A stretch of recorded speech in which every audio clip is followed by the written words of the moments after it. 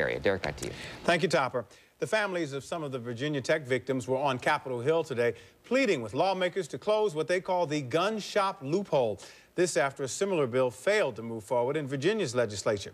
As Peggy Fox tells us, it's not the first time lawmakers have heard these pleas.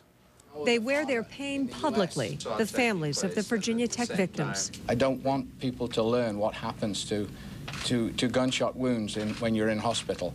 They don't sew them shut. Your child or whoever it is lies there on the bed and bleeds, and bleeds, and bleeds, and bleeds. Andy Goddard's son survived after the mentally disturbed Sung-Wee Cho shot him 4 times on April 16th. He was one of 15 injured that day. 32 were killed.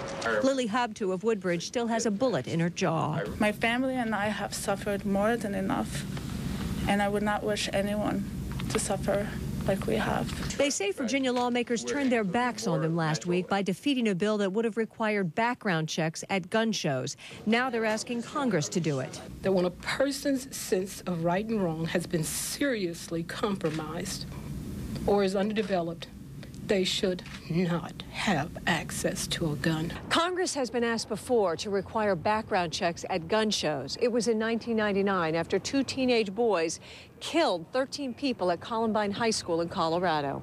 The bill failed. Now that 32 people have been killed at Virginia Tech, the bill is back. But gun rights advocates say the bill would take away their rights. A background check is backwards looking. It's not forward looking into future behavior. And that's why the right to self-defense is so important. And the freedom of contracting guns is part of that right. The mother of Kevin Stern, who barely survived Cho's bullets, says there needs to be compromise. We're not against the right to bear arms. We're about who bears those arms. And a simple 2-minute background check is not asking too much to protect this country. Peggy Fox, 9 News Now. And while Sung-Wee Cho purchased his guns legally at gun stores, the Columbine shooters did use guns from gun shows. The bill to require background checks at gun shows is sponsored by Senators Frank Lautenberg of New Jersey and Jack Reed of Rhode Island.